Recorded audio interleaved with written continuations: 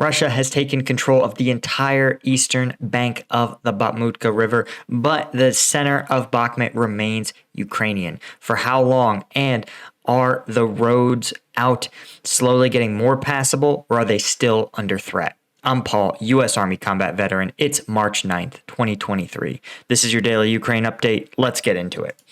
Okay, first, when we look at the control map, this is reporting only minor updates, but I think this is just a little out of date.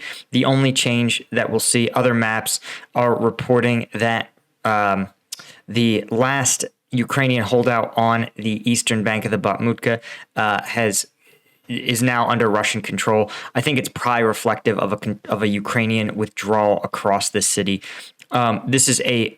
This can be a very, very robust defensive line, as we've seen, simply because there's only a handful of places where Russian forces could cross, and they'll have to, in all likelihood, construct some sort of bridging in order to facilitate that. But Russia can still advance from the south and from the north, and I think chances are now they realize they're probably not going to be able to cross the bridge and continue to push into Bakhmut city center. But the problem is, and we'll go over to the combat map, and I'll show you what I'm talking about here, is that H32 and 506, the two highways leading out of Bakhmut, are very, very near. This is within 500 meters of Russian lines, and this is even closer still, probably like 300 meters. So very easy for Russian forces to engage any convoys, any Ukrainian vehicles that are trying to withdraw along this route here. It doesn't mean that it's impossible, but it's going to be really hard. And you can see Russian forces pushing to try their absolute best to cut off these two areas. Again, Ukrainian forces in the Bakhmut region need to begin to withdraw in a controlled manner. Not begin. This withdrawal should be underway. And I actually think this is probably going to be looked back on as something of a disaster. Because this withdrawal should have happened a while ago. And I think chances are, again, the emotional fixation that the Ukrainian armed forces developed for Bakhmut and its defenders clouded the reality that the withdrawal should have happened much earlier. We're probably, a week behind, I would say. But again, I'm not party to what's on the ground. It's possible, but there's just been fighting in Bakhmut for so long that there's bound to be a huge number of men and material in the city that need to be pulled out. And with these routes under threat, the rate at which stuff can be moved is pretty low. So when we look at War Mapper, he's got some even deeper insights, right? You can see here, this represent the two routes, and you can see where those routes out of the city are threatened, and the black represent paved roads. This bridge has been repaired and is operational, but you can see here they're instead having to circumvent these two dangerous contact points using these muddy trails. And unfortunately, when you have trails like this, they often are weather dependent. So rainy weather will render them full of mud and make it very difficult for wheeled vehicles to pass.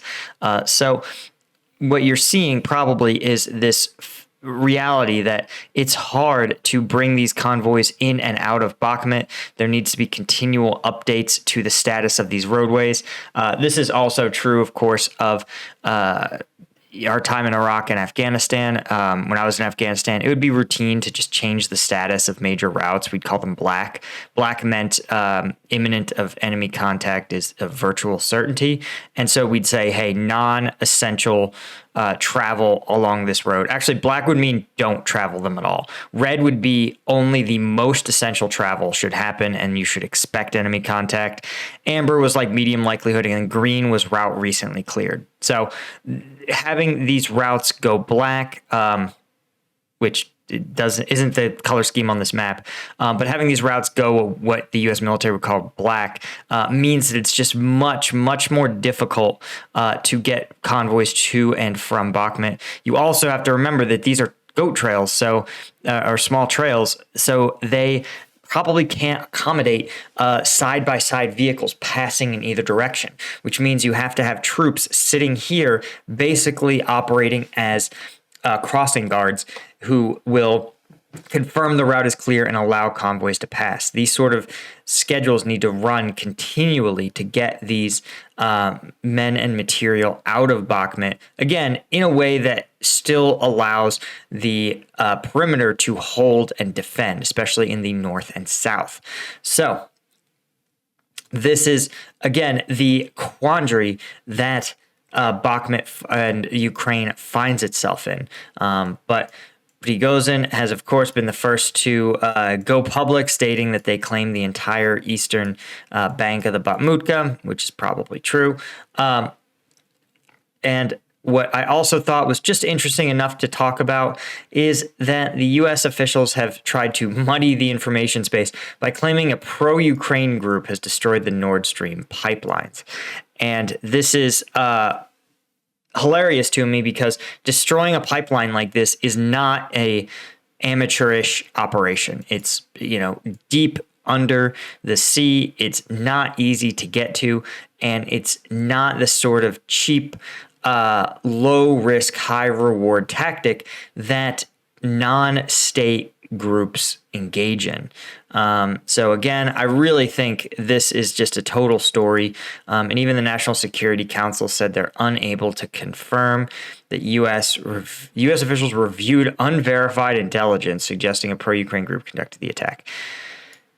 I don't believe that for 1 second. It just does not comport. It would, to be that effective, requires so much more technical expertise than a rando pro-Ukraine group would have, especially one that has no track record or public image at all.